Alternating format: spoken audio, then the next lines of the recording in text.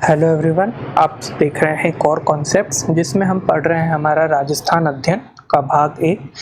इसमें हमने चैप्टर 1 चालू करा था। अभी तक हमने राजस्थान का परिचय पढ़ लिया था और उसी के बाद में हमने पढ़ा था थोड़ा सा बेसिक इंट्रोडक्शन राजस्थान का नामकरण।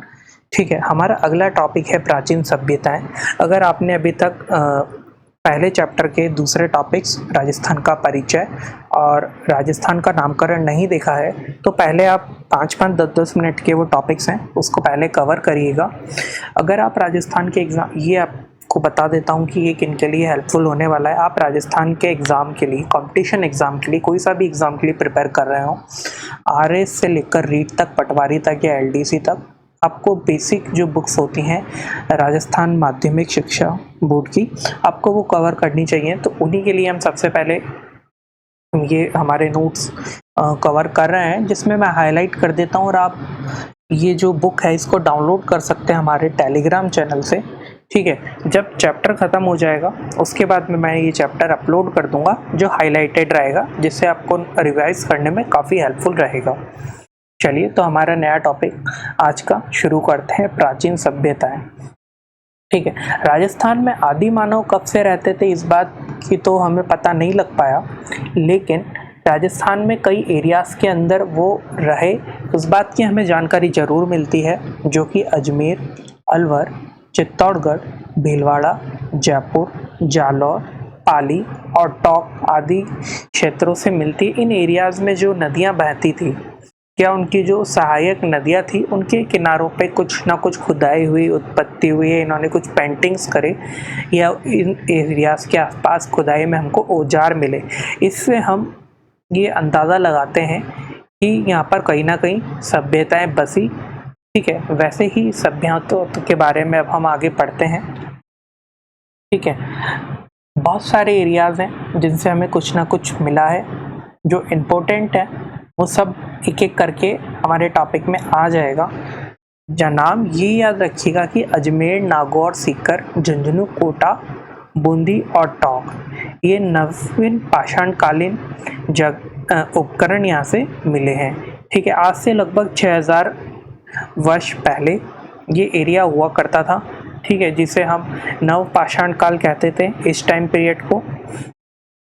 उसी नव पाषाण काल के अंदर धातु को खोजा गया था पहली बार, जब इंसानों ने आदि धातुओं को खोज लिया। उसके बाद में उनकी लाइफ आसान हो गई। कैसे?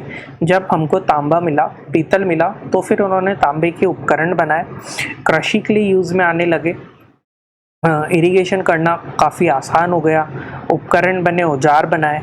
ठीक है, उससे शिकार करना आसान हो गया। तो धातु की खोज के साथ में इंसानों की जो लाइफ यहाँ पर जो बिता रहे थे वो ज़िंदगी काफ़ी आसान हो गई थी।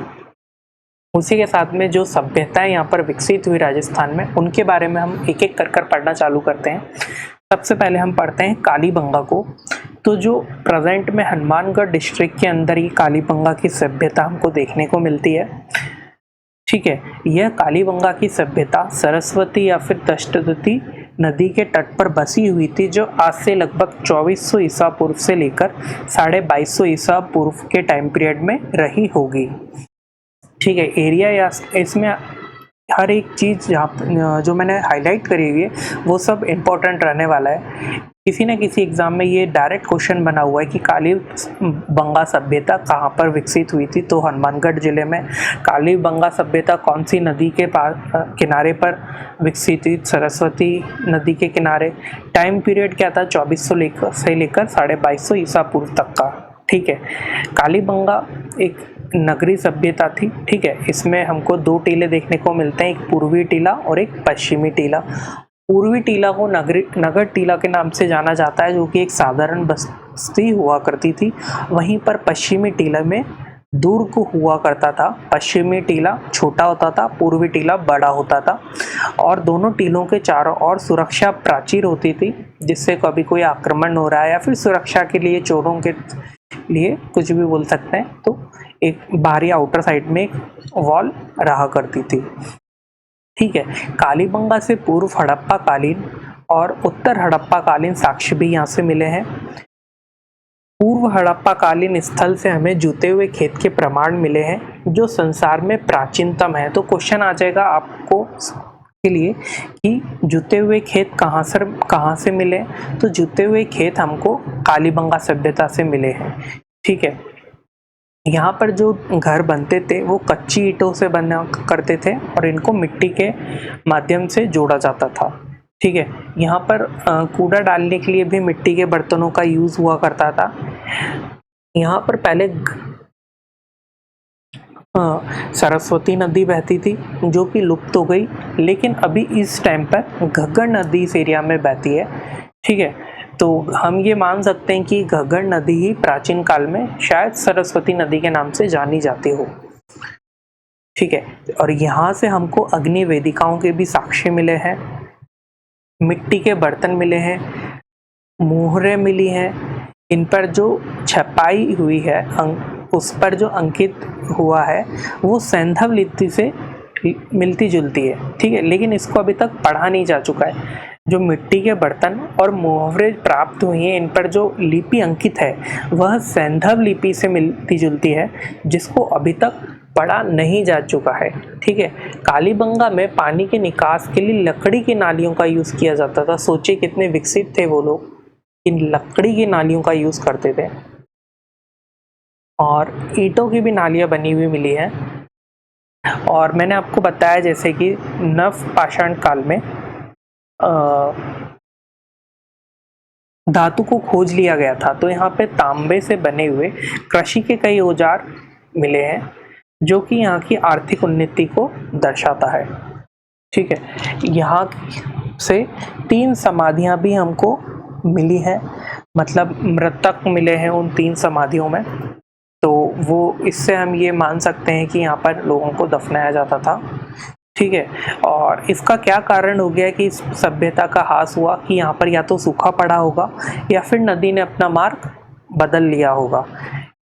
तो ये 2 कारण माने जाते हैं कि सूखा या नदी के अपना मार्ग बदल लिया, इसी कारण से कालीबंगा सभ्यता का ह्रास हो गया। बहुत इंपॉर्टेंट सभ्यता है। चलिए आगे पढ़ते हैं। कालीबंगा के बाद हमारी जो अगली सभ्यता है वो है आहड़ सभ्यता।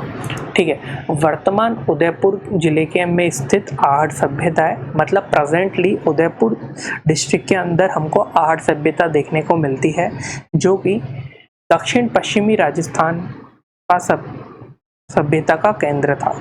ठीक है, यह सभ्यता बनास नदी सभ्यता का प्रमुख भाग थी। बनास नदी मतलब बनास नदी के आसपास जो सभ्यताएं विकसित हुई उसी बनास बेसिन के अंदर है ही, क्योंकि ठीक है, तो कहा जाता है कि ये बनास नदी सभ्यता का प्रमुख भाग रही थी। आहड़ सभ्यता बहुत इंपॉर्टेंट है। आहड़ सभ्यता ताम्र सभ्यता के रूप में प्रसिद्ध, यह सभ्यता आहड़ नदी के किनारे मौजूद थी, मतलब आयड़ नदी के किनारे पर मौजूद थी। आयड़ नदी के किनारे पर बसी हुई थी आहड़ सभ्यता। आहड़ सभ्यता आयड़ नदी के किनारे पर बसी हुई थी, जिसको ताम्र सभ्यता के रूप में जाना जाता था। यह ताम्रवती नगरी अथवा धूलकोट के नाम से भी प्रसिद्ध है, मतलब आहड़ सभ्यता ताम्रवती नगरी या फिर धूलकोट के नाम से जाना जाता है।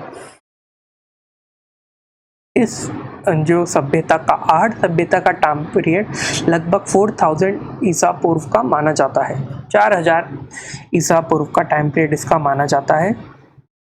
आहड़ के आसपास तांबे की अनेक खानों के होने से सतत रूप से इस स्थान के निवासी इस धातु के उपकरणों को बनाते रहे। मतलब आहड़ का जो एरिया है, अभी भी हम देखते हैं उदयपुर के आसपास वाला एरिया, यहाँ पे खाने बहुत ज़्यादा हैं, बहुत ज़्यादा मिनरल्स निकलते हैं, तो वही उस टाइम पे भी रहा होगा। तो उस टाइम पर भी जो मिनरल्स थे, धातुएं थी, उनका उत्खनन करा गया। ठीक है, धातु निकाले गए, धातु निकाले तो उसके उपकरण बनाए गए। इसी कारण से इसको ताम्रयुगीन कौशल केंद्र बनने का सौभाग्य हुआ। इसी वजह से इस एरिया को ताम्रवती नगरी या धूलकोट के नाम से जाने जाते हैं। 500 मीटर लंबे धूलकोट के टीले से तांबे की कुल्हाड़ियां, लोहे के औजार, बांस के टुकड़े, हड्डियां आदि सामग्री प्राप्त हुई हैं।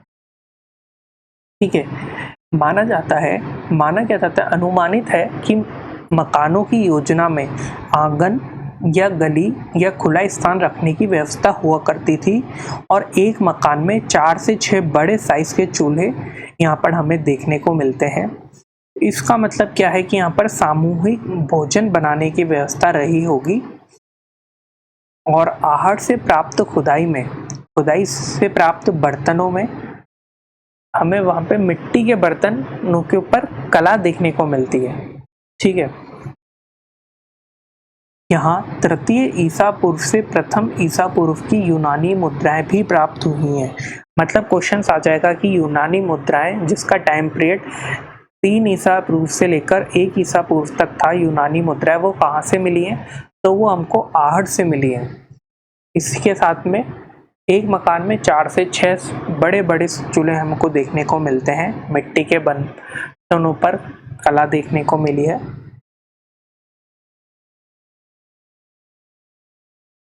और इसमें क्या इंपॉर्टेंट है देख लेते हैं। और यहाँ से जो बर्तन प्राप्त हुए हैं वो काले व लाल मिट्टी के बर्तनों के आकार, उत्पादन व कौशल की समानता से निर्दिष्ट होता है। मतलब जो बर्तन मिले हैं वो काले और लाल मिट्टी के हैं, या बोल सकते हैं उन पे कलर करा गया था। ठीक है, चलिए आगे जो अगला हमारा पॉइंट है बेराट। पहले हमने पढ़ा कालीबंगा, उसके बाद में हमने पढ़ा आहड़, अब हम पढ़ रहे हैं बेराट। ठीक है, बेराट इस टाइम पे प्रेजेंटली जयपुर जिले के अंदर प्रेजेंट है।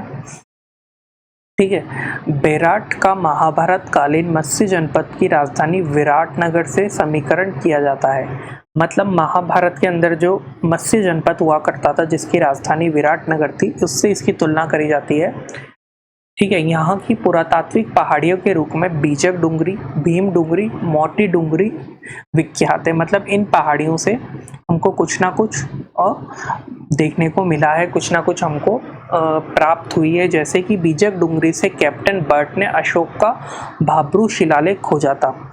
बीजक डूंगरी से कैप्टन बर्ट ने अशोक का भाब्रू शिलालेख, तो आपसे डायरेक्ट क्वेश्चन आता है बीजक डूंगरी से क्या खोजा गया था, तो कैप्टन बर्ट ने खोजा था भाब्रू शिलालेख। ठीक है, इसके अतिरिक्त यहाँ से बौद्ध स्तूप, बौद्ध मंदिर और अशोक स्तंभ के साक्ष्य भी देखने को मिलते हैं। ये सब मौर्य युगीन है क्योंकि अशोक मौर्य वंश का ही राजा था। ठीक है, ऐसा माना जाता है कि हुण आक्रांत मिहिरकुल ने बेराट का विध्वंस कर दिया था और चीनी यात्री युवानचुआन ने भी अपने यात्रा वृत्तांत में बेराट का उल्लेख किया है। तो आपसे डायरेक्ट क्वेश्चन पूछा जाएगा कि कौन सा विदेशी यात्री, ठीक है, उसने बेराट का उल्लेख करा था, तो चीनी यात्री था युवानचुआंग। ठीक है, आगे चलते हैं। तो हमने 3 सभ्यताएं पढ़ी, कालीबंगा, आहड़ और बेराट। इसके अलावा कुछ इम्पोर्टेंट सभ्यताएं हैं। आगे जाएंगे जब हम दूसरे भाग पढ़ेंगे हमारे राजस्थान अध्ययन के, तब और ज़्यादा डिटेल में आएगा इनके बारे में। ठीक है, और पाषाण कालीन सभ्यताओं के केंद्र में बागोर से भारत में पशुपालन के प्राचीनतम साक्ष्य मिले हैं। मतलब बागोर से भारत में प्राचीनतम पशुपालन के साक्ष्य मिले हैं। गणेश्वर, खेतड़ी, दरीबा, ओजियाना, कुरादा आदि से ताम्र और ताम्र उपकरण अधिकांश राजस्थान के अतिरिक्त हड़प्पा, मोहनजोदड़ो, रोपड़ आदि में भी मिले हैं। मतलब गणेश्वर, खेतड़ी, दरीबा, ओजियाना और कुराडा से भी तांबों के उपकरण देखने को मिलते हैं। सुनारी, इसवाल, जोधपुरा रेड स्थानों से लोह युगीन सभ्यता के अवशेष मिले हैं। कहाँ से? सुनारी, इसवाल और जोधपुरा रेड। सुनारी, इसवाल, जोधपुरा रेड से लोह युगीन सभ्यता के अवशेष मिले हैं। पश्चिमी इराक, ईरान, अफ्रीका आदि देशों की प्राचीन सभ्यताओं से संपर्क में थी यहाँ की सभ्यता, राजस्थान की सभ्यताएं। ठीक है, तो हमने अभी तक हमारे लगभग हमने 3 पार्ट में कवर करा। बहुत ज़्यादा कवर नहीं हुआ है, लंबा चैप्टर है, पार्ट्स थोड़े ज़्यादा हो जाएंगे, लेकिन बहुत ज़्यादा लंबा चैप्टर इसलिए नहीं कर रहे हैं तो 40-40 मिनट के थोड़े बोरिंग हो जाते हैं लेक्चर्स। तो हम इसको 10-15 मिनट में ऐसे कवर अप करके सारे हमारे लेक्चर्स ख़त्म करेंगे बहुत ही जल्द। ये अभी जून चल रहा है, जून के महीने में भी हम पूरी कोशिश करेंगे कि हमारा जो भाग 1 है उसको हम ख़त्म कर लें राजस्थान अध्ययन का। तो आपने अभी तक सब्सक्राइब नहीं करा है तो प्लीज़ सब्सक्राइब करिएगा, सपोर्ट करिएगा, और जितने भी लेक्चर्स पुराने हो चुके हैं उनको ज़रूर देखिएगा।